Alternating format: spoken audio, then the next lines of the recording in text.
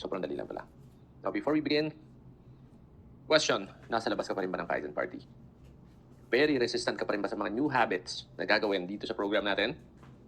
Are you still selectively picking what parts of the program yung convenient lang sa'yo na gawin? Hindi ka pa rin ba nag-engage sa community or sa group mo because you think hindi naman importante yung mga yun sa fitness? If you answered yes to any of those questions, then that means andito ka pa rin sa labas ng party.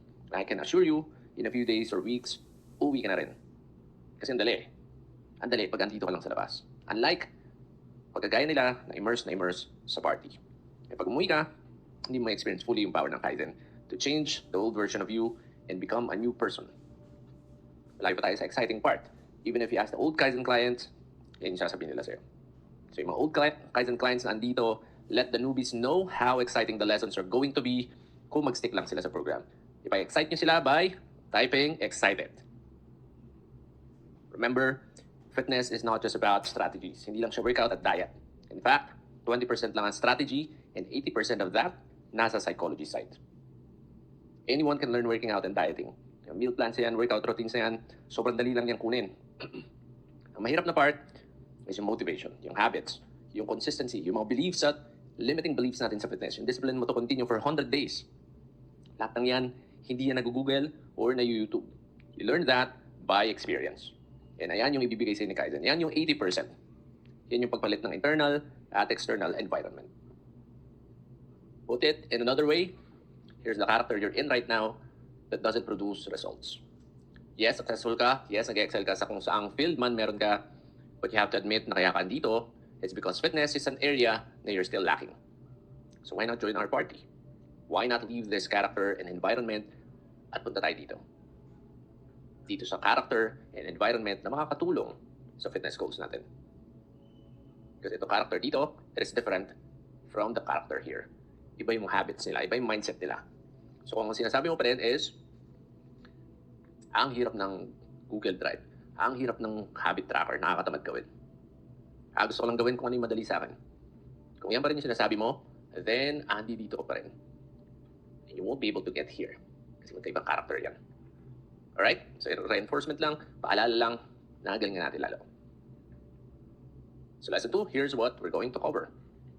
Difference between fitness and health and where you should be focusing on for better and long-lasting results. The magic word and phrase that will get you to your 100-day goal. The only purpose of lifting weights. The goal when choosing a workout routine. Why neglecting nutrition will guarantee failure. The only few things to know when it comes to nutrition. The only purposes of doing cardio.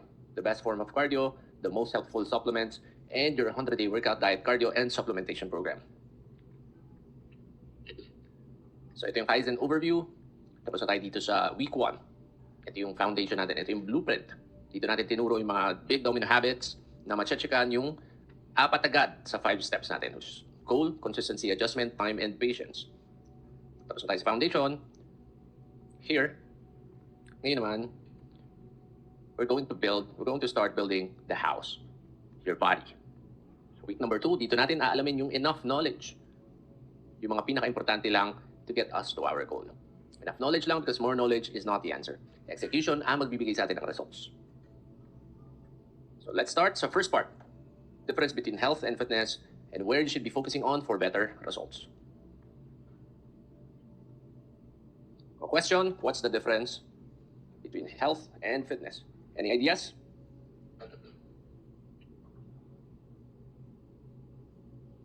So in summary, ito sila. Fitness, sa left, it is a set of attributes one has or achieved that relates to performing physical activities. Dito papasok yung strength/performance, appearance, yung abs natin, yung muscle mass natin, body fat natin, competition, pagalingan, palakasan, flexibility, and all that relates to exercising. In short, siya, yung fitness, yung nakikita natin from the outside. On the other hand, ito naman health, ito yung related sa overall well-being natin. Sakop dito, hindi lang yung physical, but mental, emotional, and spiritual as well. Pero when speaking about it sa health and fitness na space, mostly andito yun sa physical. Kasama dyan yung better aging, quality of life, longevity, free of disease, saka free of pain. Yung mga lifestyle natin, pasok dyan. Food choices, etc. In short, internal. Fitness, external, health, internal. Kasi being healthy doesn't always correlate to looking healthy and fit. Pwedeng healthy tayo, pero hindi siya obvious sa physical appearance natin. Okay? So may overlap, but here's the general idea. Question. Tingin mo, when it comes to transforming your body in 100 days, 6 months, or even a year, saan ka dapat mas mag-focus? Fitness or health? Type in the chat kahit hula lang. And sa mga old clients, bigyan na natin to sa bago. I'll give you 5 seconds. Type in the chat kung ano yung sagot mo. And the correct answer is fitness. And to explain that, bigyan ko kayo ng examples. So the first season, madami nagtaasan ng kilay dito. Hopefully, mas ma-explain ko ng maayos today. Si Mark. Para mas mag-gets natin to, bigyan natin example si Mark. So si Mark, for him to have an amazing body and be healthy, meron siyang beliefs, meron siyang rules, na kailangan niyang mag-exercise daily, iwasan ng rice, palitan ng healthier substitutes like quinoa. Mag-focus sa veggies, huwag kumain ng matatamis, huwag uminom ng alak. Is that reasonable? Would all of this make him fit and healthy? Of course. Next one. Si Jessica naman. Same with Mark, meron siyang beliefs at rules na for her to have an amazing body and be healthy, she has to maging vegetarian, vegan. Bawal siya kumain ng meat even if she enjoys it. Alkaline water lang inumin, huwag uminom ng soft drinks, huwag uminom ng alak. Would doing all of this make her fit and healthy? Of course. However, the irony of this is, since most of their goals and beliefs mostly focus on the health part, yung lifestyle choices like vegan at mga bawal-bawal, their emotional, mental, and overall well-being suffers. Ay ibig sabihin ko doon. Let me show you. So level 1, for most people, ito yung default state natin. Leaning on the enjoyment lifestyle. Hindi nag-exercise, kumakain ng kahit ano, iinom ng alak, basically just living the YOLO lifestyle. I only live once. And itong level 10, ito yung super healthy tayo. Whatever that means to you. Vegan, vegetarian, hindi kumakain ng matamis, nag-exercise daily, organic lahat ng pagkain, hangin lang ang ng aircon ng ini-inhale. So si Mark at Jessica, yung beliefs and aspirations nila andito sa level 10. Pero tingin nyo ba, as normal human beings, andito na sila? Wala pa. Most probably, andito pa rin sila sa level 1. They've been trying and trying for years, magiging hardcore sila sa diet at exercise for 2 weeks, then susuko dahil hindi sustainable ang gusto nila sa current lifestyle at level nila. And the bad news is, nasa level 1 pa rin sila but it's now much worse. Dahil yung confidence, self-esteem nila is on a downward spiral dahil ilang beses na nila trinay, yet hindi pa rin nila na-achieve. You're probably thinking, wala naman talaga akong chance maging fit and healthy.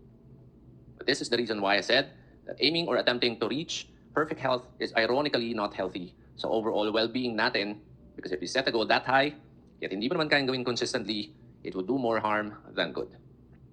And it's also the reason bakit ang tamang sagot dun sa fitness versus health, fitness.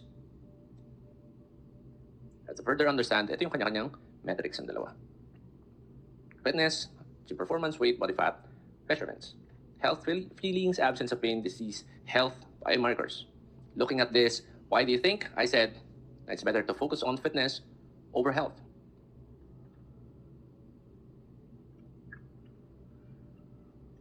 Ang sagot, kasi sa fitness, madali siya i-track. Madali siya i-track, daily and weekly.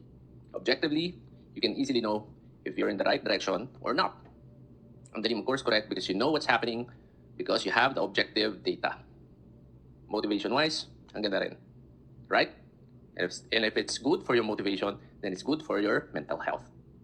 Whereas, pag nag-focus tayo sa health, paano natin itatak yan? Araw-araw tayo pa-blood test, mag-rely tayo sa feelings, which are very subjective. So this is the reason why people who focus solely dito sa health, pagiging healthy, may nagsabi, hindi naman importante magandang katawan. Hindi naman importante may abs. Importante, healthy ka. Basta hindi ako kain ng ganito, basta alisin ko yung rice, basta alisin ko yung soft drinks, etc. etc. Yung mga nagfo-focus doon, sila yung mas mataas ang tendency na hindi maging consistent. Kasi wala silang data eh. Parang habits natin, wala silang scores, and they're only relying sa feelings. The new and effective way. So the new way is ganito. Gradual na nagle-level up.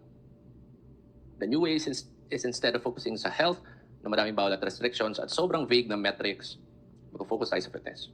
Yung weight natin, body fat natin, yung abs natin, strength natin. Yung mga madali i-track. Gagawin natin yan through this. We're not going to be perfect or hardcore, nor we're going to implement very restrictive methods. We're going to slowly introduce exercise sa lifestyle natin based sa preference natin. Hindi natin pagbabawalan, sarili natin kumain or uminom ng kahit ano na ine-enjoy natin. But we're just going to set some limitations. We're going to start with something and we're going to build from there. We're going to aim for progress, not perfection. At pag nagawa natin to, instead of us being hardcore, wanting to reach level 10 agad, ito yung mangyayari. Quick wins, pag nakita natin nag-lose tayo ng 1, 2, 3 pounds, or nakapag-add tayo ng 5, 10, 20 pounds sa mga exercises natin, it builds the belief na kaya naman pala natin. At magko-continue tayo because of that. Pag nakita natin na sumisexy tayo, gumaganda fit ng damit natin, it builds confidence. And confidence is everything. Mas chillax ang journey at nasusustain natin ng mas matagal. We can be at level 2 first, then level 3, 4, 5, and since the journey takes a while, we build character and good habits along the way, and those good habits are the ones that we're going to bring us to level 10. Because we can't have a level 10 body if we have level 1 habits. Ulitin natin yan, ha? We cannot have a level 10 body with level 1 habits. And this is what exactly is the Kaizen program is about. Lahat ng yan, the baby stepping, the enjoyment, the 1% a day, it's for us to build this magic word. Consistency. Because in any game in life, consistency is one of the most important parts of it. Sabi ng mentor ko, Tony Robbins, is not what we do once in a while that shapes our lives. It's what we do consistently. Example, the guy trying to reach level 10 agad, kaya walang napala due to inconsistency. Versus the guy na nag-take ng baby steps, unti-unti at nakabuild na magandang habits towards reaching his goal. And applied oil. This is why ang focus natin at first should always be sa fitness. Yung results natin at transformations natin, not health. At yun ang gagawin natin dito sa program. And of course, kung mag-focus tayo sa fitness, madaming ripple effect yan sa health natin. So we're hitting both at the same time, while us being consistent and also enjoying life. Ang point ko lang, kung wala ka pa sa level 10 lifestyle, huwag ka muna mag-focus doon. Level 1 muna tayo, then 2, 3, 4, 5, and so on. A recap, bakit nga fitness? Because fitness metrics are much easier to track and improve on a day-to-day and week-to-week basis. And this will get us the quick wins and helps us build good habits that will make us consistent. And consistency always wins long-term. Additionally, the improved fitness habits will have a ripple effect on our health. So bakit hindi health ang dapat i-focus natin? Because health metrics are much harder to track every day, if not impossible. If you cannot see your data, how would you know objectively if you're winning? In addition, focusing on health makes one inconsistent due to overwhelming information and misinformation. Maraming bawal at restrictions that will lead to the feeling of deprivation. Dahil equipped ka na with these mindsets, mas madali na natin ma-adapt yung workout at diet habits natin. Let's now go to the meat section of this training. The simplified workout program, get results doing as little as possible. First point, when it comes to transforming your body, the only purpose of lifting weights is to blank. So can you type your guess in the chat? So the answer is to stimulate muscle growth, therefore, you build more muscle. That's just it. Even if your goal is to lose weight, building muscle will help you achieve that much, much faster, plus all other benefits. Interconnected sila. So why do we need to build muscle for men? Para maging ganyan, or ganyan, o kung gusto mo ng local, ayan.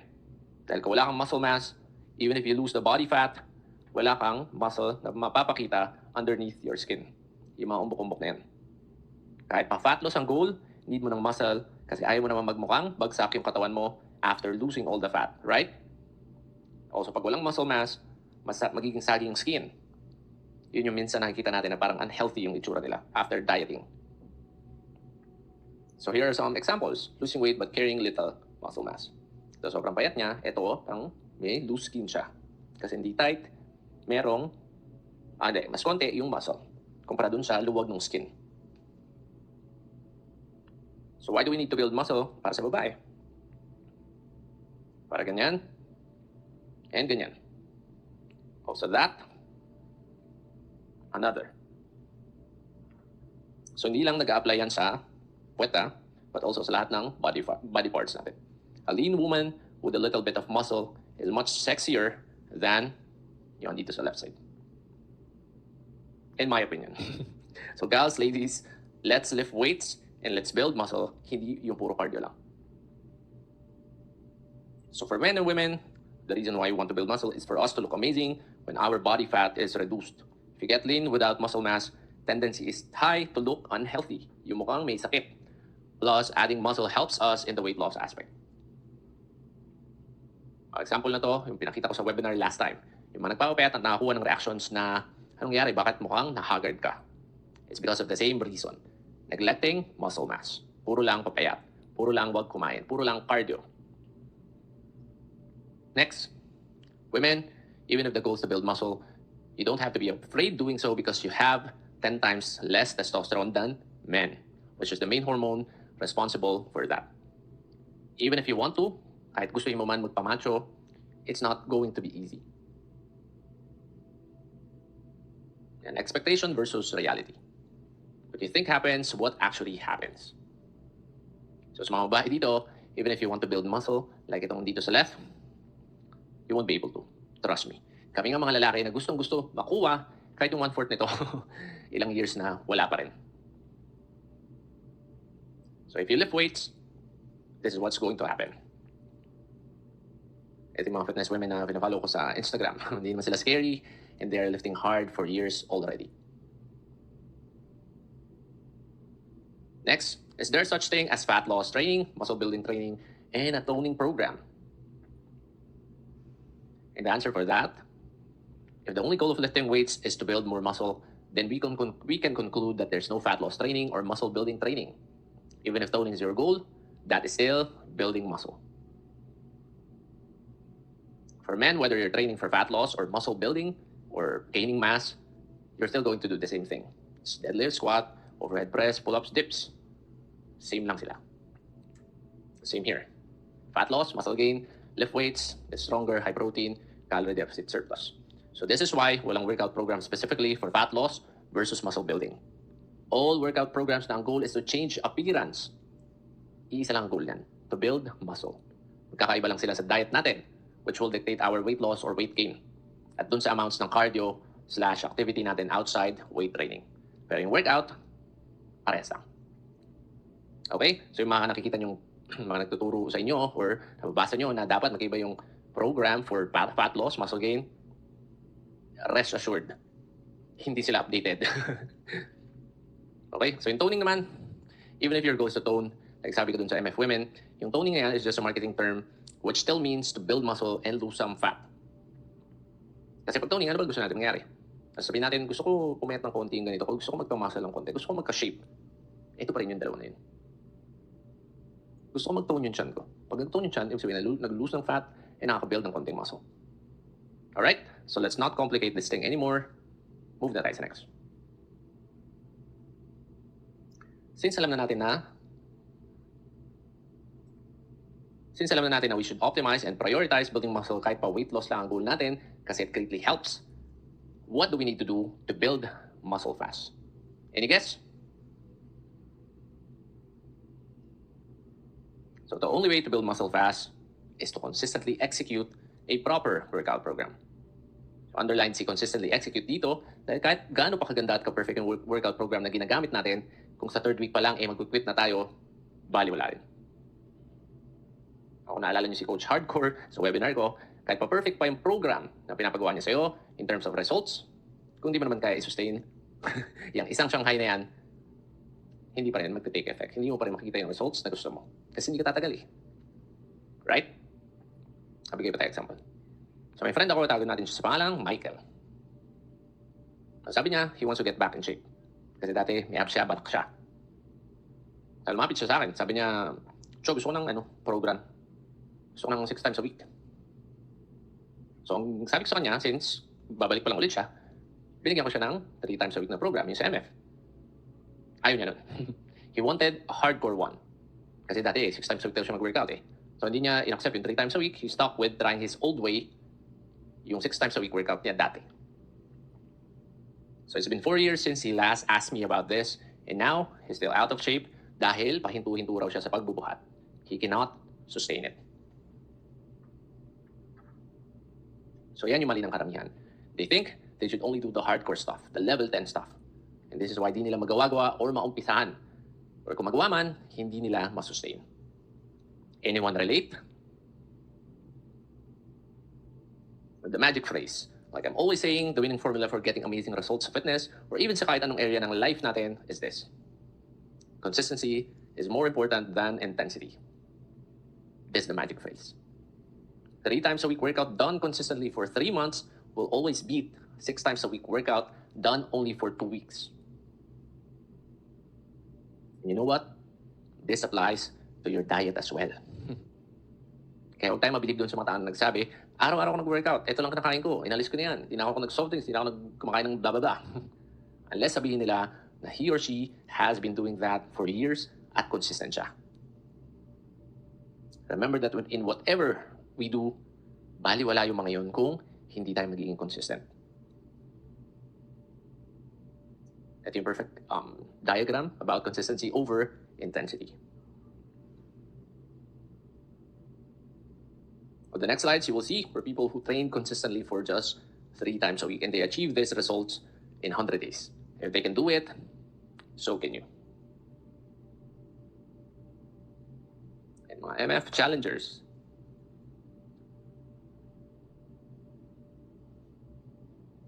gagaling, di ba? Girls. So if they can do it, ikaw rin, kayang-kaya mo. Just trust that you have the best program with you and go all in for 100 days. Kayang-kaya mo rin yan. Last point, when choosing a workout program, pick the one that you can do for 100 days without miss. You can start slow, pwedeng 2 times a week muna. Then if you find that 2 times a week is too easy, pwede naman natin dagdagan yan to 3 or 4 times a week. But always remember the end goal, consistency. Consistency ang magpapanalo sa atin. And add ko lang, if given us a consistency and time permits it, and you can recover well from it, 4 times a week workout is better than 3 times. And 3 times a week workout is better than 2 times. Okay? Yung 2 times a week workout, it should only be used as our last resort. Kung sobrang busy talaga natin. Wala talaga tayong time. Okay? Para lang hindi tayo ma-zero that week. So yung comparison ng 5 times workout to 4 times a week workout, very little difference. So kung kami tatanungin, perfect is 4 times a week. Okay? Ito, pakita ko pala sa inyo yung workout builder natin.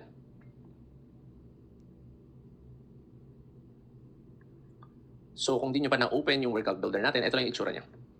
So welcome, you can see, you can read this from left to right. Start tayo dito sa dulo.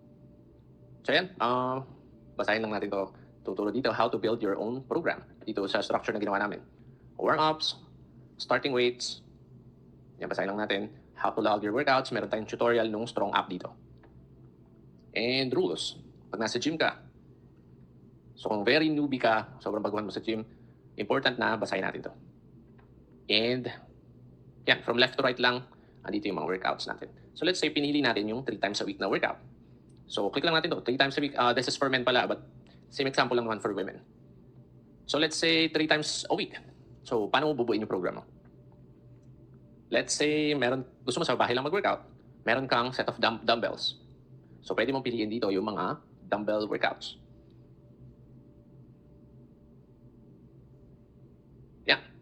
So dito rin masasagot yung question na, Coach, ano ba pwede ipalit sa bench press? Coach, ano ba pwede ipalit sa ganito exercise?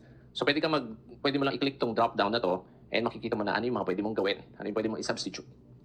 So ito yung day 1 mo, day 2 exercise. Let's say, goblet squat, di ko yan alam. Palitan ko nga. Alam ko yung squat lang. Shoulder press, wala akong barbell. Meron lang ako sa bahay bands. O kaya, dumbbell. Lat pull down, hindi ko pa kaya. Let's say, ang default dito is chin-ups. Sabi mo, hindi ko pa kaya mag-chin-up. Lat pull down muna ako. So yan, papalit natin yan. Makikita natin dito sa right side, yung program natin, nagbabago na rin. So ito, palitan ko ulit yung incline bench. Palitan ko push-up. So, napalitan din siya. Tapos nandito yung explanation, how we will apply progressive overload. Paano tayo magpo-progress dun sa workouts natin. So ayan nakalagay, example, Decline push-ups, perform all sets to failure or near failure. Yung rep na hindi na natin magawa. Sobrang hirap na natin. If you get 15 to 20, add the 5 to 10 pounds. If you get 10 to 15, stay in the same weight. So yun yung guidelines natin kung paano tayo mag-add ng resistance. Okay, gets yun?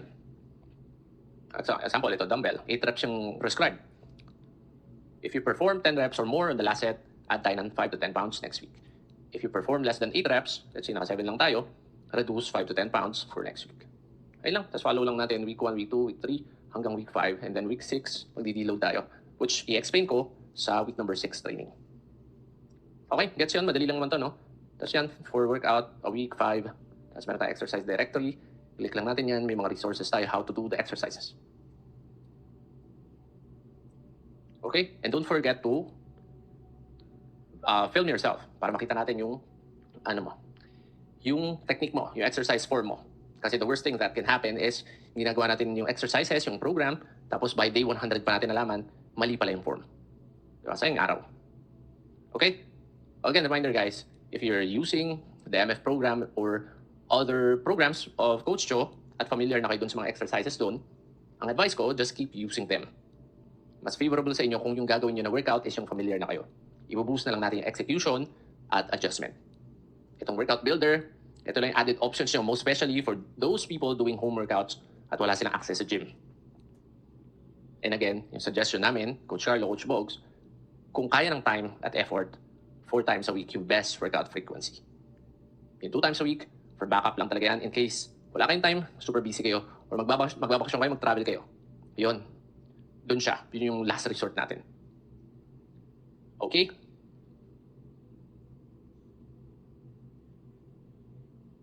So this is the summary of the simplified workout program.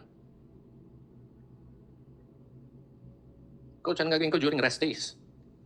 So ito yung mga ideas. Go to the gym and just do some stretches or treadmill walk. This will reinforce your habit of going to the gym.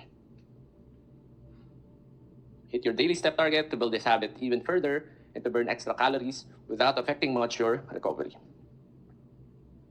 Do your preferred cardio or sports, but remember, any activity, especially strenuous ones, affect recovery. Do your ab or calf exercises if you haven't done them sa scheduled workout day mo. Next, ito yung mga bagay na hindi mo na kailangan tandaan or gawin because they give little to zero results. So, sa mga next lessons natin, di-discuss ko yung mga common myths na hindi mamatay-matay sa fitness. So for now, ito muna.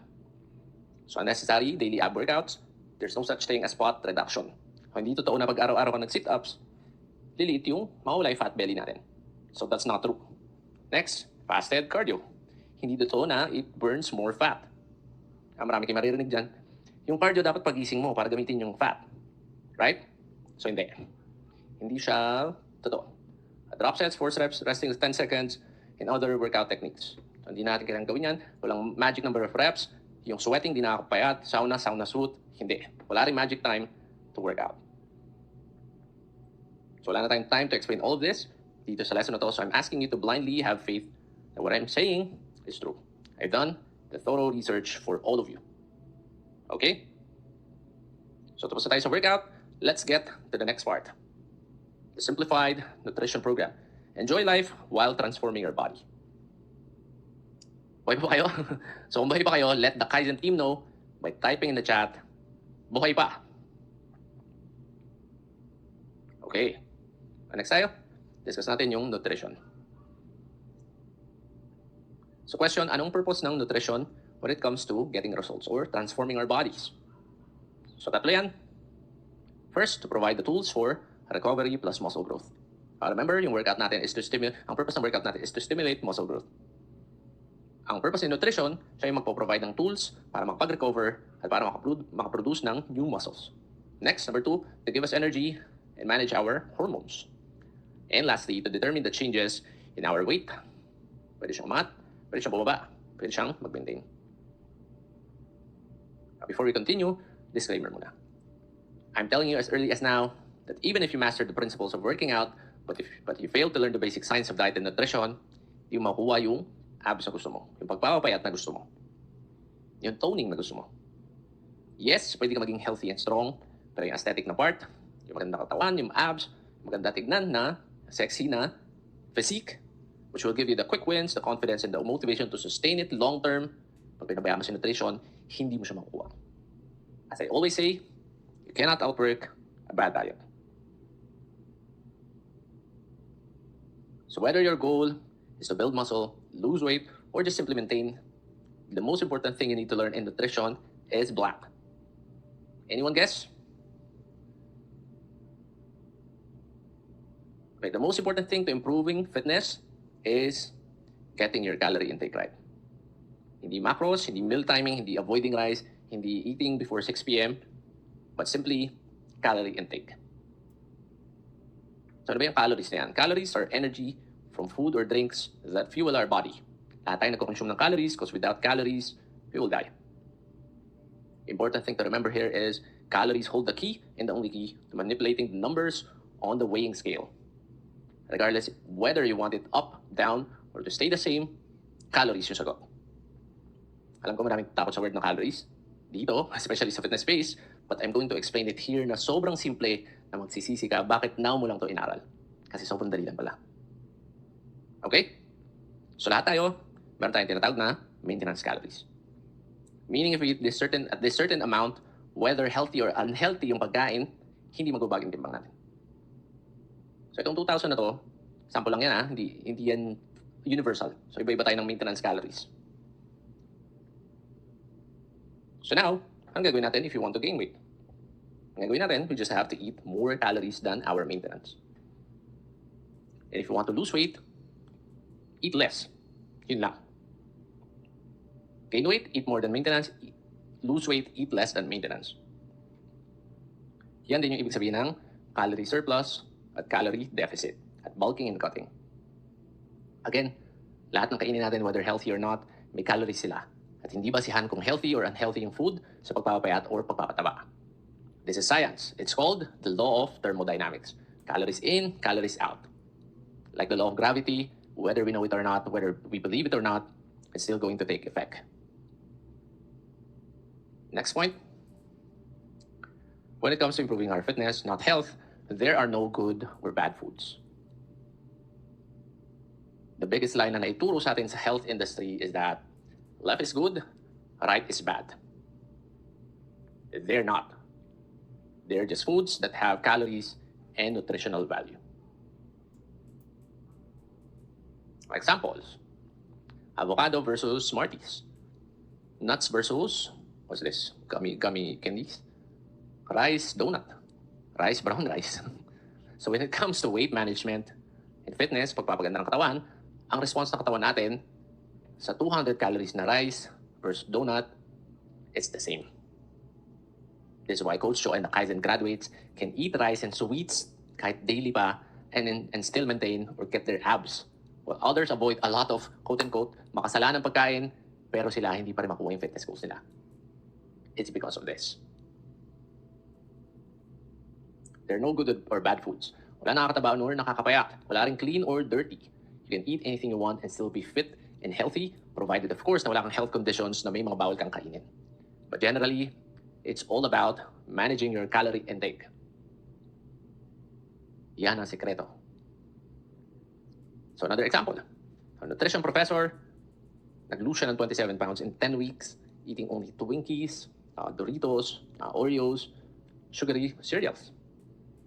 His premise that in weight loss, pure calorie counting is what matters most, not the nutritional value of the food. And guys, nutrition professor to so if you don't believe me, believe him. Ayan yung tinatawag na, if it fits your macros or IIFYM or flexible dieting. You can even drink alcohol and party every night while losing weight in the process. And again, this isn't about health. It's about building muscle and losing fat. Yung fitness natin. Yung pag-transform ng katawan natin. Sinasabi ko bang kumain ka ng donut kaysa gulay? Hindi. I'm just telling you that you can, without feeling guilty, and also without thinking na sinasabotage mo yung results mo sa fitness. Remember, ang focus natin is consistency and sustainability, hindi level 10 agad. Clear? So on the other hand, even if all the foods that you eat are healthy, yet sobra ka sa maintenance calories mo, you will still gain weight. That's science. I'm sure you know someone or even experience mo to sa sarili mo na you're eating healthy pero hindi ka pumapayat. That's because wala kang idea na mataas yung calories ng mga kinakain mo at sumusobra ka. My diet is so healthy, but I'm not losing weight. Yan, best examples. Poke bowl, acai bowl, sa kanan McDonald's, pero mas mababa yung calories nila. Another examples. Yan yung mga healthy na pagkain na matataas yung calories. Salad, yung mga dressings, yung peanut butter, avocado. Question dito, if you're eating healthy, yet you're gaining more and more weight, and you're losing confidence in yourself, can you call that healthy? Hindi, di ba? Again, the point is, they're no good or bad foods. All of them are foods with calories and nutritional value. And it's up to you kung paano mo sila i-manage sa lifestyle mo, sa health conditions mo, sa enjoyment mo, and sa goals mo. So let's not limit the term healthy sa food choices lang. It's more than that. Yung confidence, yung belief, yung feeling natin na in control tayo, that's all part of our mental health. So weight loss, weight gain standpoint, is just about managing your calorie intake. But the next question is, Coach, paano malaman yung maintenance calories ko? So most people fail kasi di nila alam saan sila magsisimula. So I'm going to give you some ways to get this number. How to determine your maintenance calories. So reminder guys, pag nabasa nyo tong total daily energy expenditure or TDEE, it just means na ayan yung calories na binaburn natin daily. Yung number na yan, same lang yan sa maintenance calories. Parehas lang sila, so don't get confused. So here are two ways to get your maintenance calories. Punta ka lang sa website, ito lang yung website. Saka, number two, if you're already using MyFitnessPal application, that app gives you a suggestion tool. So huwag niyo muna itong gawin, lalagay ko na lang ito sa action items nyo. You can do this later on. So if you go to tdecalculator.net, ito yung makikita nyo.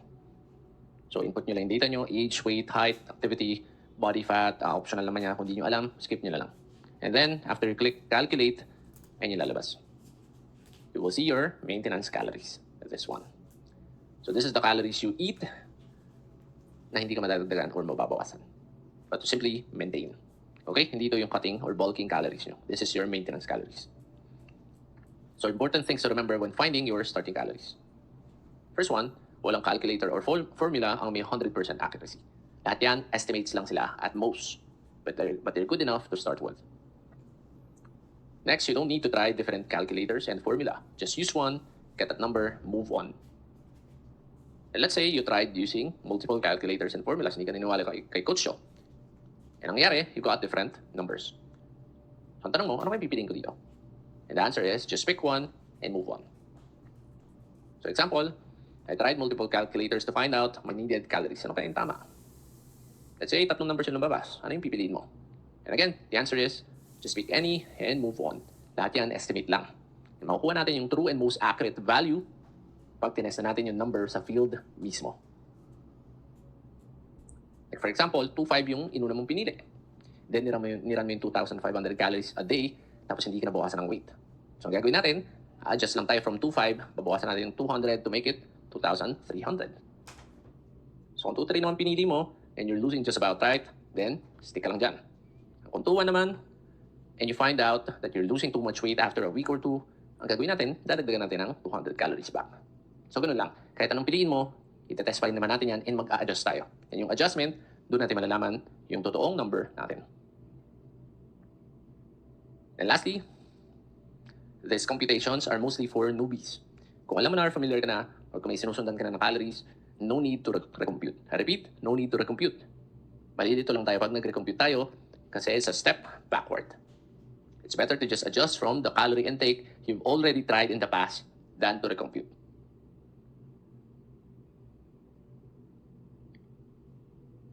So now that we have our maintenance calories or TDEE, yung calories na hindi tayo mababawasan or madadagdagan ng weight, second step natin is to set your goal. Ano ba goal mo? To gain weight or to lose weight? Setting targets, bulking or cutting. So do you have some fat you want to shed, to burn? Do you have a tummy problem? Then I would recommend cutting first. Dito sa ilalim. Are you skinny? Do you want to gain weight? Para ka ba si Coach Joe dati na isang hipa na lang? Then yung pag ganun yung challenge mo, then I would recommend bulk ka muna.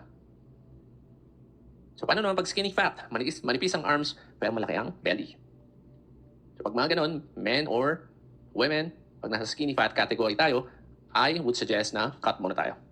Here. So paano naman coach, pag di ko sure yung gagawin, di ko alam kung payat ako, mataba ako. So pag hindi sure, we always recommend cutting first.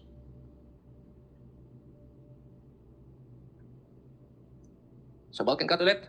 If you want to gain weight mostly in a form of muscle mass, syempre hindi lang tabahin gusto natin mag-gain. Ang gagawin natin sa calories natin, mag-a-add tayo ng 100 to 200 on top of our maintenance calories.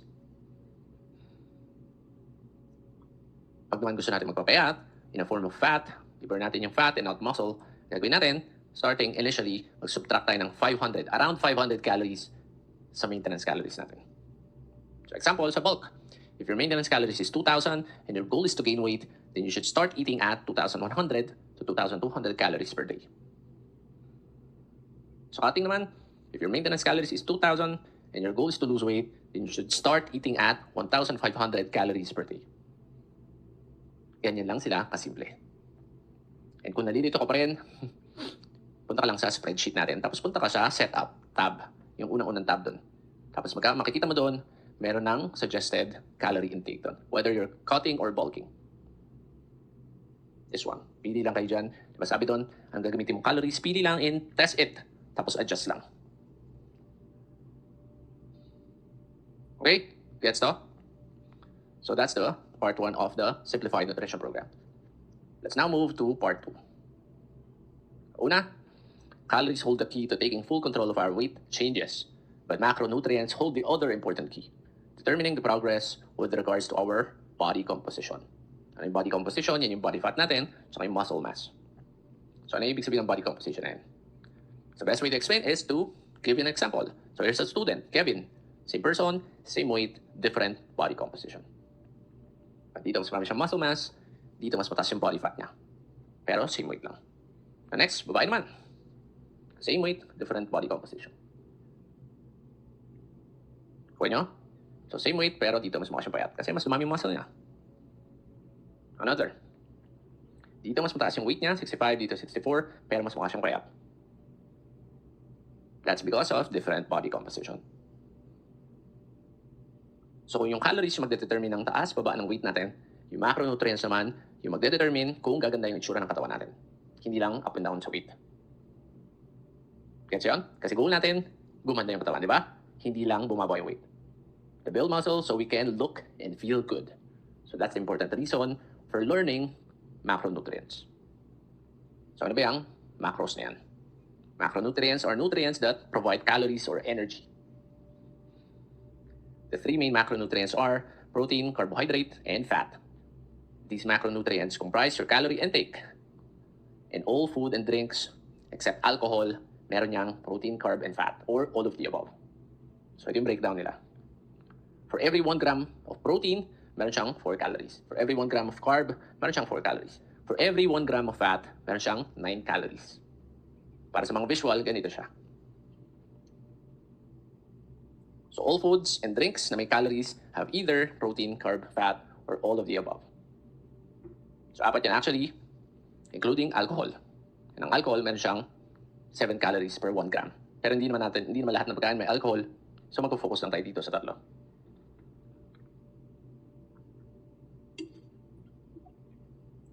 So using this diagram para mas magets natin, if the food that you eat has these macros, pag in-add natin sila, ang mangyayari, makukuha natin sa calories this number. Gets yun? Again, if you add these numbers using this formula, ang makukuha natin number is this. Okay, gets yun? So carb, 40 times 4.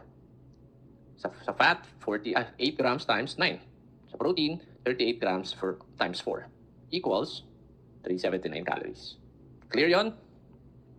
Ito rin yung pang-determine natin kung yung entry sa MyFitnessPal tama o mali. Kasi this one, it has to add up. Dapat ganito yung kalalabasan niya. So all of the macros are important, but the most important when it comes to improving our body composition, yung pag-build natin ng muscle at pag-lose ng fat, is what? And the answer is protein. Bakit siya pinaka-importante? As it's the one mainly responsible for muscle recovery and growth. This is why sa fitness, sa pagpapaganda ng katawan, kahit pa pwede natin kainin, donut lang para pumayat. Hindi natin pwede gawin yun kasi si donut, hindi niya ma-feel yung other macronutrients natin, lalo yung protein. Ang donut, puro carbs yan, puro fat. So dito sa tatlong macros, to simplify things and to make all of the nutrition stuff easier to do, ang ifo-focus lang natin muna is protein. Why? Because protein is the main macronutrient responsible for muscle growth, which is our goal. Next, just because protein is the most important, that doesn't mean a carb and fat, evil na sila. They're not. Again, no good or bad foods. Hindi nakataba ang fat at carbs like rice. Ang nakakataba is excess calories. So if you only care about calories and neglect macronutrients pag nagka-cutting tayo, ang mangyayari, yes, you will lose weight, pero walang muscle. Hindi maganda tignan. And if you only care about calories and neglect macronutrients during bulk, ang mangyayari, you will just gain fat without muscle. So hindi na maganda.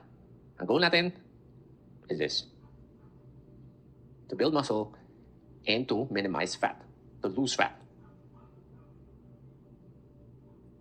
Next, we can simplify our knowledge when it comes to calories and macros to just this: calories king, protein is queen.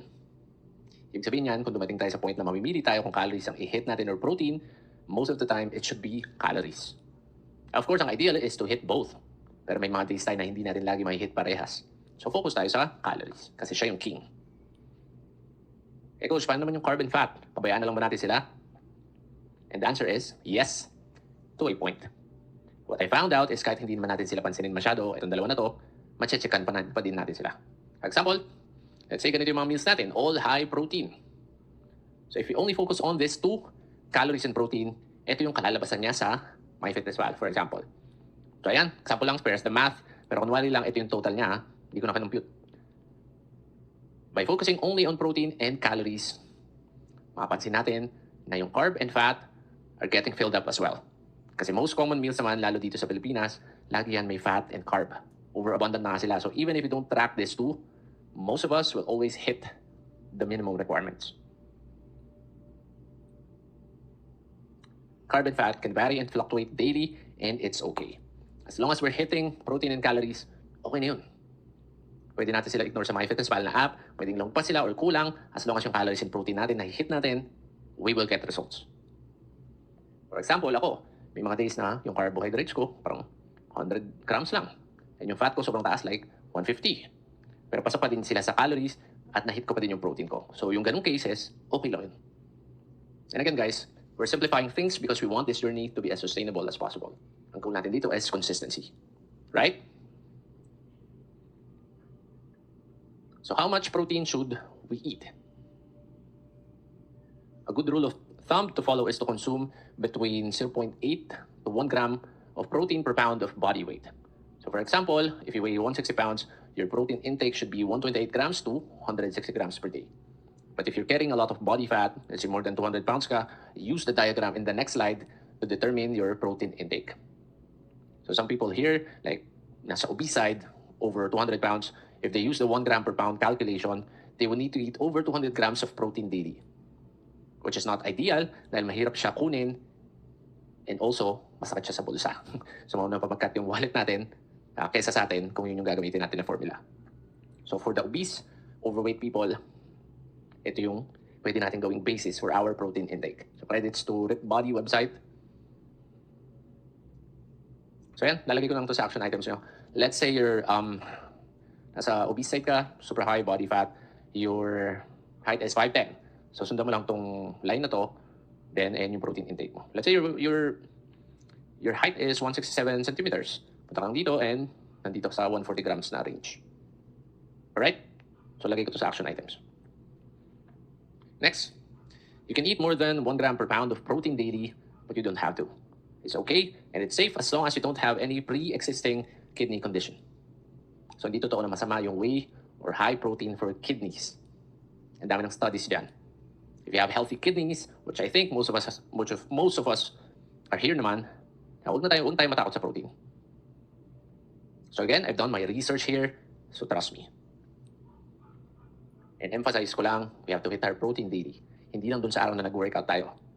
Rest days, dyan tayo nag-build ng muscle. So kung walang protein, less yung resources ng katawan natin for muscle growth and recovery. Next, the easiest way to get your protein is from protein powders. But whether you get it from real food or supplements, it doesn't matter. Real food's advantage is it fills you up. Mas nakakapusog siya. But protein powders are more convenient. So pwede natin gamitin parehas. Hindi natin kailangan mamili.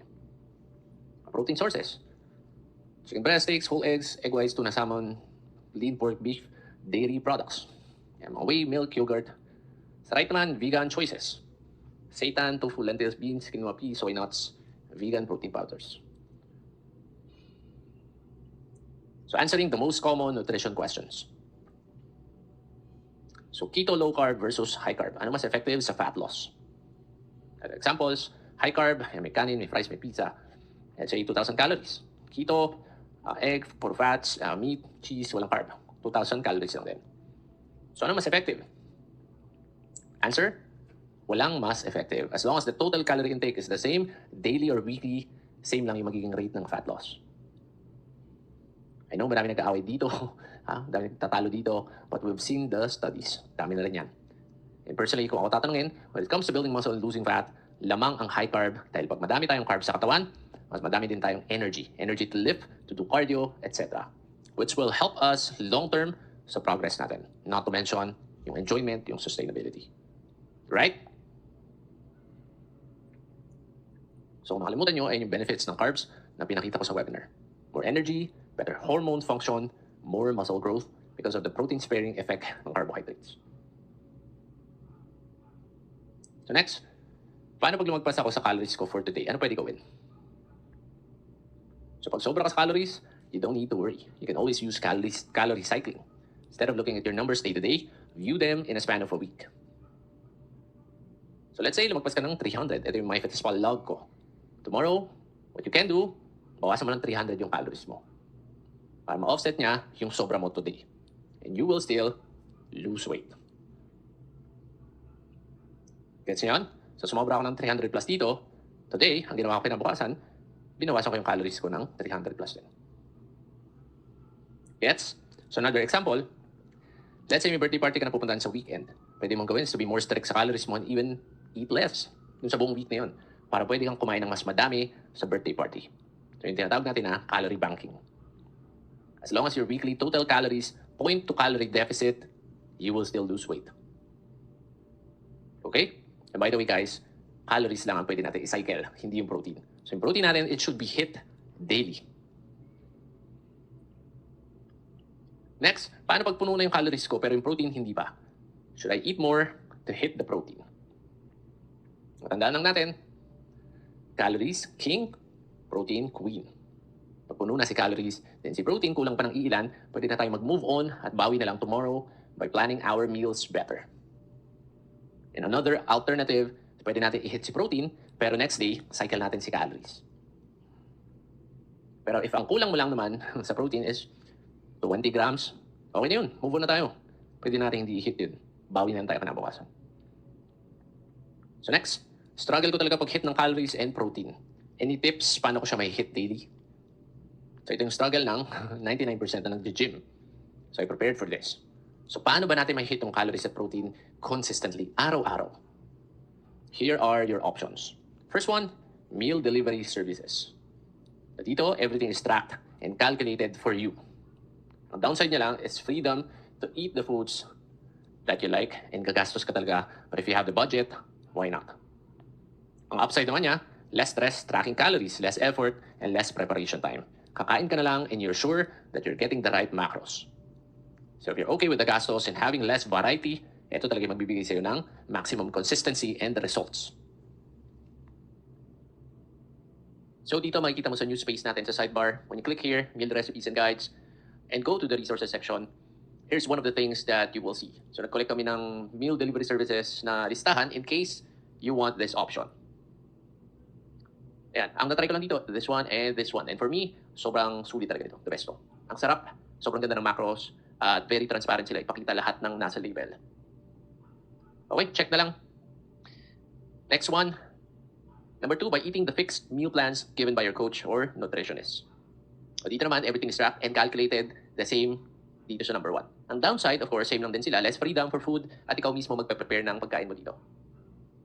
Ang good side naman ito is mas matipid siya kaysa dito sa number 1. Kasi dito ikaw sa end mo, yung preparation ng meals, diba? Ikaw pipili ng ingredients, so walang extra charge. So kung ginagawa ko dito, ito yung best sa akin kasi meron man kaming helper, meron man ako helper. Pinapagaya ko na lang yung mga meal plans, yung mga recipes dito sa yung mga nakalagay sa resources natin. So if you have a helper, ayun, patulong na lang kayo sa kanya. Ito yung sample meal plans na provided dito sa resources natin sa Kaizen community. So mamimili lang kayo depende sa calories na kailangan nyo. Yan, 1, 2, 1, 6, 2,000. Yan, sobrang haba ng list na yan. And of course, since we're committed to your results and convenience, naglagay din kami ng meal plans na hindi mo na kailangan lutuin. Ayan, nakalagay, no-cook meal plans. Like, makinasal, chooks to go, ayan, naglagay kami yan, Subway, etc. And most importantly, lahat yan, high protein. So later on, view nyo lang to sa community natin dun sa space na bago, meal recipes and guides. Next tayo, number 3, by tracking our food and learning to pick better food choices that hit both our calories and macros, our protein. So this is the choice that requires the most effort. Pero ito rin yung most rewarding long term. Ang downside lang nito, need mo mag-effort talaga to track the food that you normally eat. Like, example, sinigang, adobo, ice cream. At magagawa mo yun, yung tracking na yun, using an app called MyFitnessPal. So maglalagay kami ng tutorial sa action items nyo, paano gamitin to. Yan, extra guide lang. And since need mo mag-effort sa umpisa, your tracking will surely be off. Hindi siya perfect agad. Kasi nangangapa ka pa. Need mo mag-practice to get good at this. At kung off-track ang tracking mo in the beginning, yung pag-hit mo ng calories at saka macros mo, medyo maging hit or miss din. Minsan may hit mo, minsan hindi. And this alone causes frustration to so much people. At nag-quit sila after this. And to help you with that, again, dahil sobrang committed namin sa results nyo, ito yung mga nilagay din namin sa resources sa community. Naglagay kami ng recipes na easy cook in case nagluto ka para hindi ka na rin mag-isip. Naglagay kami ng mga to-go, delivery options na may calories and macros, no-cook. Yan, Sandwich Guy, Family Mart, Choose to Go, 7-Eleven. Yan, meron sila macros at calories. Naglagay kami ng mga ganitong resources. Mga inasal, Chowking, fast food, Jollibee, KFC, McDo, yan, Subway, saya diba? Starbucks. Yan, naglagay kami ng mga ganito and a lot more para mapadali ang buhay mo sa tracking at makakuha ka ng madaming results, madaling results. Again, lahat yan makikita niyo dito. Alright? And to help you even further, promote ko lang tong very helpful na Instagram page, si Sukat Squad. So ang ginagawa ng page na yan, nagpupunta siya sa mga common restaurants at hinihimay-himay niya yung mga ingredients ng pagkain doon so he can share to us yung calories at macros. So no affiliation, just very grateful that this page exists, kaya ako nilagay dito. So give him a follow later on at kung makausap mo siya, just say hi from the Lazy Lifter family. So like I said, if we're going to track our food intake, it will require effort sa umpisa. But the freedom that it will bring you after you get good at this is so immense. You will have the freedom to enjoy life dahil walang food restrictions and you get to enjoy that freedom even more by having a fit body. Di ba ang sa'yo masabihan, paano mo nagagawa kumain ng rice, chocolates, uminom ng alak, party-party, etc. Pero ang ganda pa rin ng katawan mo. Him. Students, 100-day results, sabi niya, lagi pa rin ako kumakain ng fast food. 2 times a week, 3 times, di ako mabuhay ng walang chocolate cake, brownies sa isang linggo. Ayan, siya rin yung kumakain ng ice cream at nagka-ab siya. Ito yung isa sa best students ko, si Kevin. So itong sa left, 6 years na siya nagbubuhat dyan, pero hindi siya nagtatrack ng food, ng calories. So bara-bara buhat lang. Sabi nga natin, di ba, we cannot outwork a bad diet. Itong sa right, yung natutunan niya mag-track, ayun, naging manginginom. At nakuha niya yung transformation na yan nang hindi kinigive up ang alak at kanin. Same with Coach Wendell. Nagkaroon siya ng nickname na manginginom na may abs. And here, pre-pandemic, kasama si Coach Carlo, at yung mga members na magaganda results, mga students na magaganda yung transformations. Meron kami mga usual get-together, and naglalasing kami at kumakain. And we don't feel guilty kasi we know how to track everything. We just practice daily and got good with it. And now, we have the freedom to live life and eat whatever we want and still maintain a fit body. Kaya gusto niyo rin ba yun? Gusto niyo ba yung may abs kayo, pero at the same time, have that freedom to eat whatever you want? Ang sarap nun, di ba? Now, coach, what's the best option for me? Ano ba pipiliin ko dyan sa tatlo? So if you're aiming for maximum results, but with less freedom, choose the fixed meal plans or meal delivery services. Sa mga newbies, mga bago, di pa sanay mag-track, ito yung re-recommend ko. Kasi ang goal natin, di ba, escape velocity. Gusto natin makuha yung results agad para cruising na lang tayo after 100 days. Next, if you're aiming for freedom and consistency long-term, but with more effort and higher tendencies to commit mistakes, therefore gets you slower results, then start tracking the food that you're eating. Ito yung good for long-term, but not for short-term. And lastly, pwede mong i-combine yan lahat. So how do you combine all? How do you make sure na may hit mo yung calories and protein mo and at the same time makapag-practice ka rin ng tracking skills mo? Ganito yung sequence.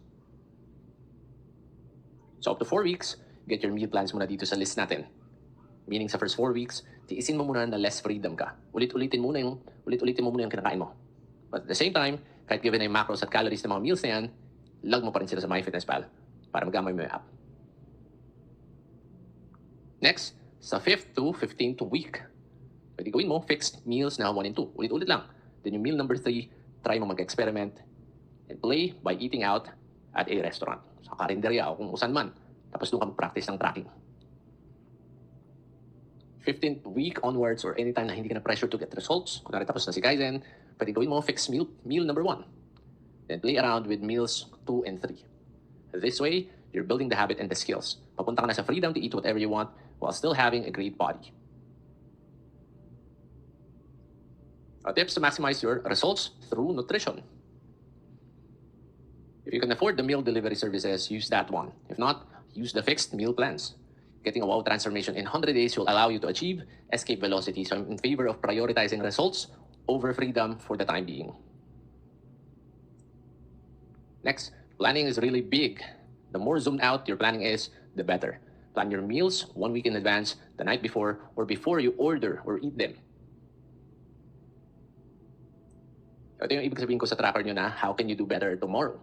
By planning meals mo the night or even a week before, less likely ka na mawala sa landas.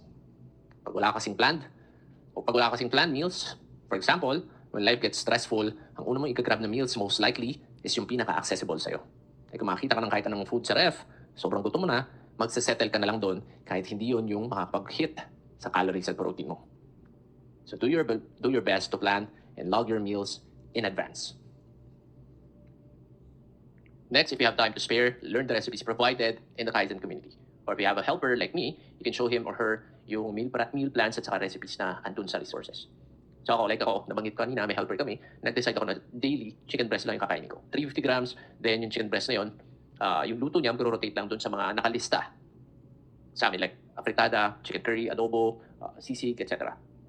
This way, I won't have to think about it anymore.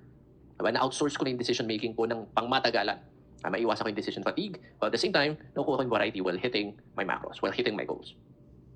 Pag alis naman ako, doon lang ako nagbabari ng meals ko. So again, just visit our community, makikita mo ito sa resources, learn or ituro na lang natin kay helper. Next natin, dispelling some nutrition myths. The first one, meal frequency and timing matter very little. Eat to your schedule and preference. So as we discussed, the most important thing is your overall calorie and protein intake. It will matter a little, yung 3 meals a day versus 1 meal a day. So piliin mo yung meal frequency and timing based sa lifestyle mo. Again, what we're aiming for here is consistency. Next, don't force yourself to do intermittent fasting.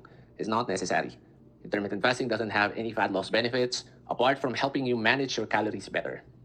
Again, the most important thing is your overall calorie and protein intake. Yun yung mag-influence sa weight loss at muscle building natin. Itong IF, pasok din to sa meal timing, so it matters very little. I-treat lang natin siya as a scheduling thing, as a tool to help us be in a calorie deficit state. That's just it. Marami ako na-encounter na sobrang stress sila dahil pinipilit na ipasok yung IF sa schedule nila. May relate ba doon? Sabi nila, coach, ganito yung schedule ko. Yung IF ko, ganitong oras. Paano ko i-adjust yung workout at kain ko kung ganito yung tulog ko? And so on. So I always say to them, just forget about intermittent fasting, and just track your calories and protein. Kasi yun naman talaga magde-determine ng results mo, hindi yung IF timing mo. So stick tayo dun sa schedule na kaya mong i-maintain. Consistency, yun yung goal. Right? So next. Diet sodas like Coke Zero are very helpful in managing cravings, and they're all safe. Don't believe the myth that they're not and that they will cause you cancer. So di-discuss natin in the future, pero for now, ito muna. So si Diet Sodas, BFF na rin yan. Kapag nag-photoshoot ako, yan yung, pag sobrang bago na ng calories ko, ito talaga yung tumutulong sa hunger ko. Okay? So safe sila, you don't have to worry.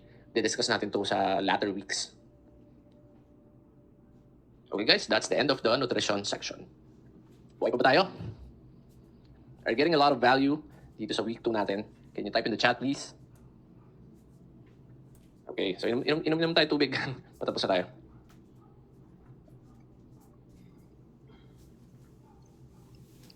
Okay, so next tayo, simplifying cardio even further.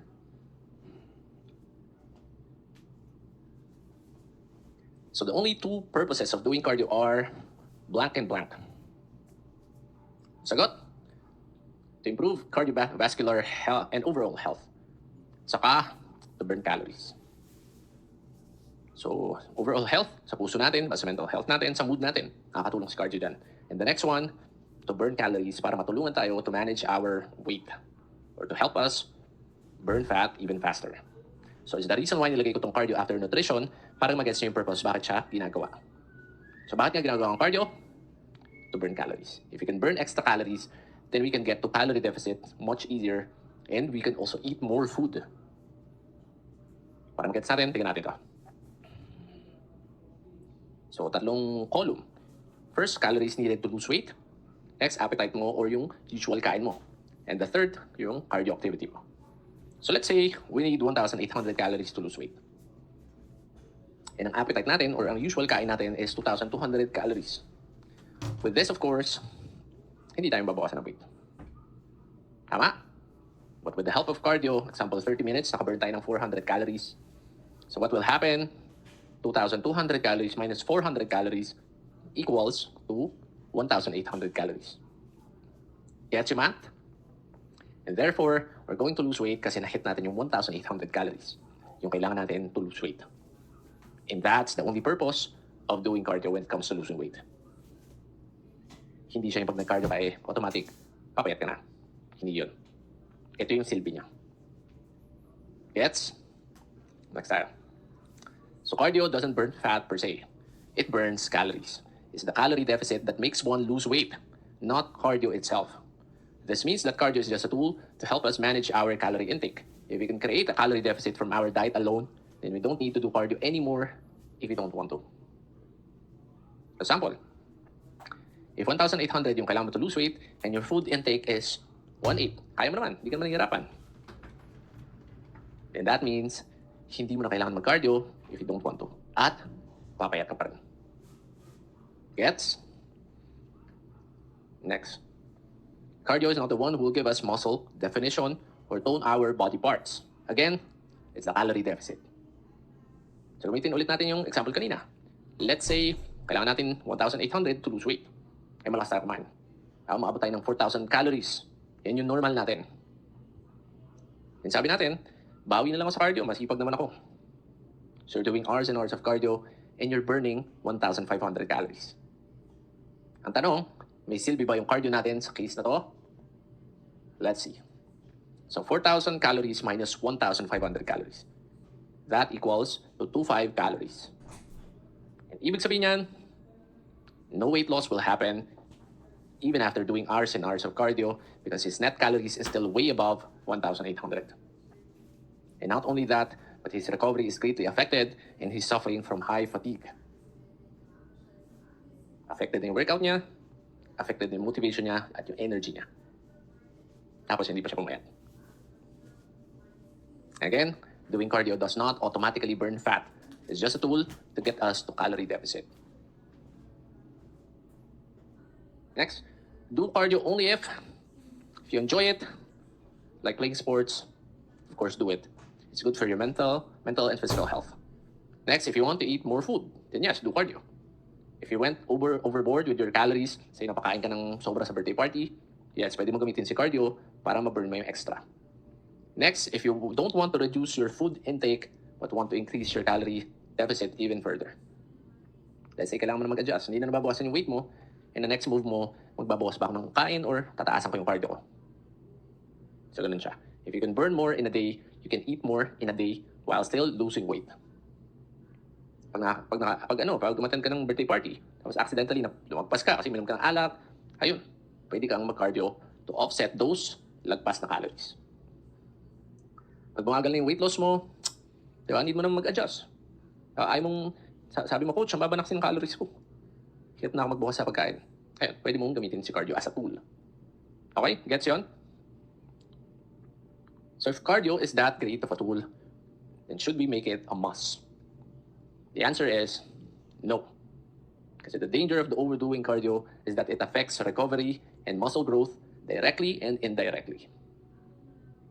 Indirectly, because building muscle and losing fat is playing the game of managing stresses in our lives. So when we're dieting and when we're lifting weights, we're causing stress sa katawan natin. Samahan pa natin ang stress sa work, sa relationships, sa family, etc. So if we add too much cardio, yung energy natin to cope up with building muscle and losing fat, mababawasan pa siya lalo. So yun yung effect niya indirectly. And directly, of course, if we're doing too much cardio, mas konti na yung energy natin to lift weights, which will affect our gym performance and therefore our muscle building results. This is why I don't recommend doing high-intensity interval training or yung HIIT or circuit training kasi they're very taxing. Not to mention, wala naman silang additional benefits sa fat loss kumpara sa mga low-intensity cardio activities. Okay, gets yun? So what's the best way to add cardio to our daily lives without negatively affecting recovery or muscle growth? The answer for that, ginagawa natin yan, walking. Steps. So if you can get yourself to hit 10K steps per day, that's around 200 to 500 calories burned every day. Then mag-stack up yan in a week, month, and you lose weight much easier without affecting recovery that much. So yun yung goal natin, 10K steps. So that's how I'm able to easily maintain this physique at nakakain din ako ng mas marami. Mataas yung activity ko, yung step count ko, kaya hindi ako kailangan magbawas masyado ng calories sa pagkain. So yung steps, there are a lot of ways to achieve this kahit busy ka. But the best and most convenient one for me is investing in a treadmill or walk pad. Pag nanonood ako ng anime, ng Netflix, gala ko to. Pag nag-work ako, meron akong patungan dito ng laptop. So itong treadmill talaga, walk pad talaga, best investment siya. If you will ask the Kaizen students din, yan din yung sasabihin nila. And of course, another effective way para ma-hit natin 10K steps is ilagay natin siya sa daily routine at structure natin. Gawin natin siyang habit. So ako, even if I'm working whole day, nag-gym ako 4 to 5 times a week, nakukuha ko pa rin itong 10K steps. So paano ko siya ginagawa? Ayan. So check nyo na lang yung daily routine ko. Nasa albums din nata to.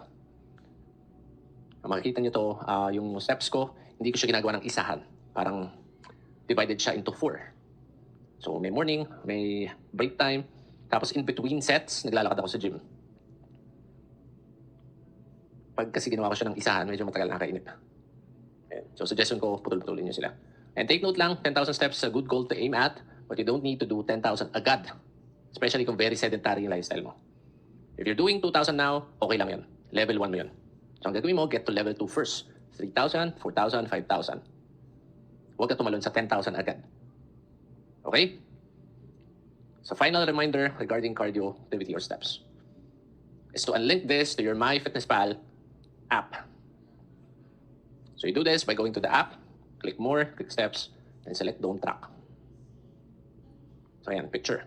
Ang gawin natin, MyFitnessPal, click mo lang tong more, and then pagkapunta mo sa more, makikita mo doon steps, and then check natin yung don't track steps. Okay? So bakit ayaw natin i-link yung MyFitnessPal sa steps natin? Kasi yung computation natin ng calories kanina, yung TDE or maintenance calories, sinama na natin doon yung daily activity natin. So hindi na natin kailangan i-track yung steps, i-link yung steps. Okay? So that's the cardio part. Last na tayo, supplementation. So what supplements are and are not. So what supplements are? To help us hit our macros, especially protein natin. Next, to help us in our activities, energy and mood. And lastly, to ensure health, para wala tayong mga vitamin and mineral deficiencies. What supplements are not? To magically or directly burn fat or build muscle. So walang ganyan, don't look for one. So helpful supplements. Ayan sila. Whey, creatine, multivitamins, caffeine, pre-workouts, fat burners. So lagyan natin sa kaliwa yung purpose ng supplements so you can see ano yung mga na-checkan na itong nasa list natin. So whey, ang silbi niya is to help us hit our macros, especially in protein. Malakas din ito makatanggal ng gutom, kaya helpful siya sa diet.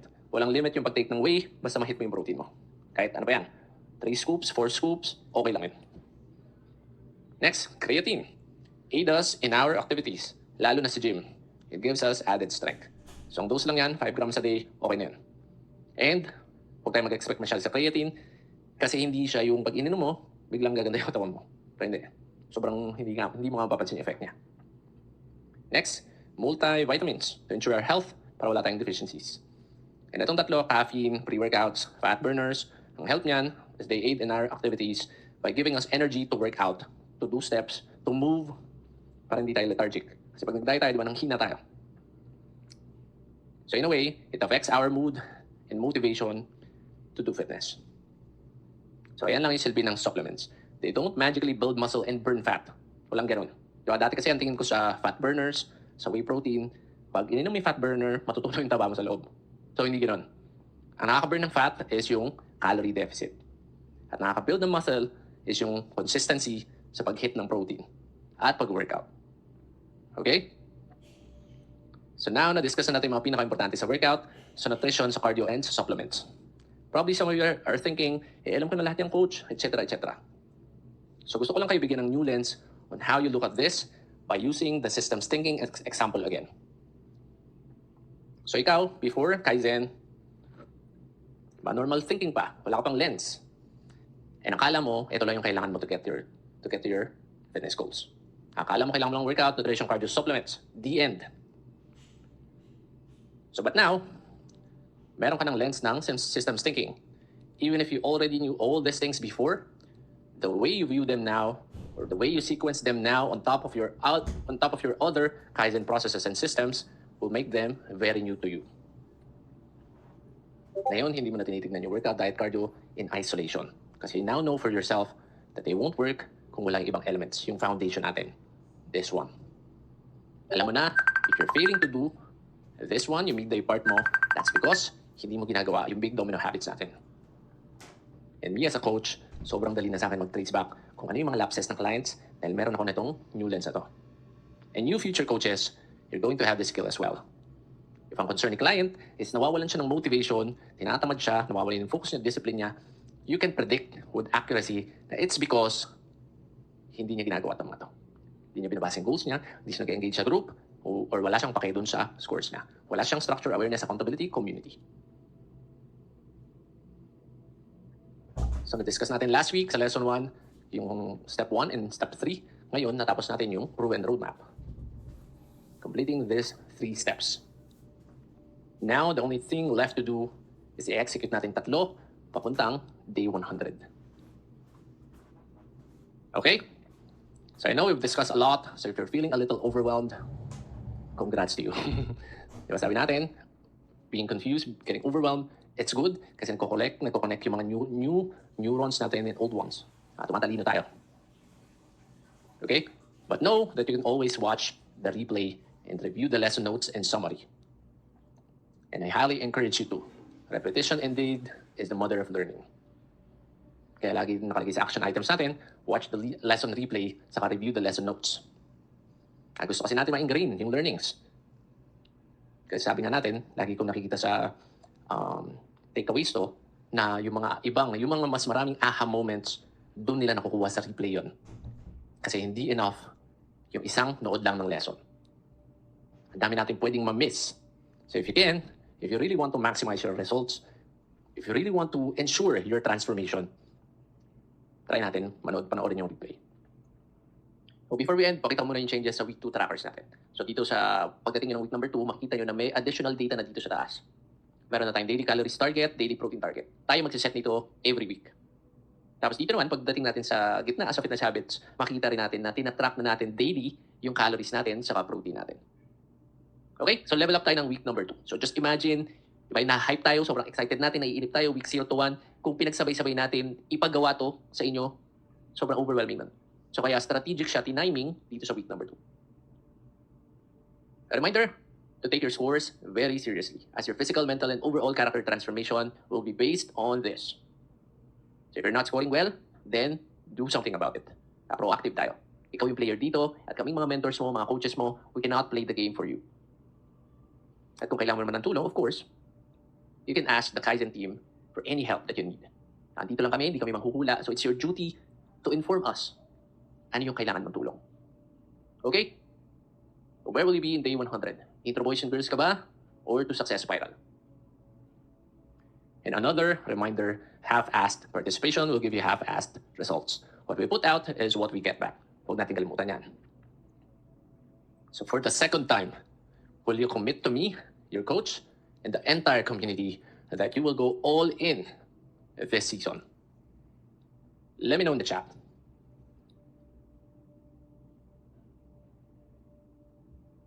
So I want to end this presentation with this amazing quote by Robin Sharma. Small daily, seemingly insignificant improvements, when done consistently over time, lead to stunning results. So this is me reminding you to focus on your small daily habits that can create lasting results in this 100-day journey. Final thoughts and reminders, 93 days left before our 100-day challenge ends. Galingan natin lalo. Commit to level up your game in week number 2. Daily 1% improvement. Let's be a leader in our team. Kindly and respectfully challenge your team members to step up their game this week. And I'm challenging all of you to catch up with the habit scores of the previous season clients. Kaya ba yun? Week 2 action items are already posted in the private group. Do them ASAP and commit to never miss a single action item.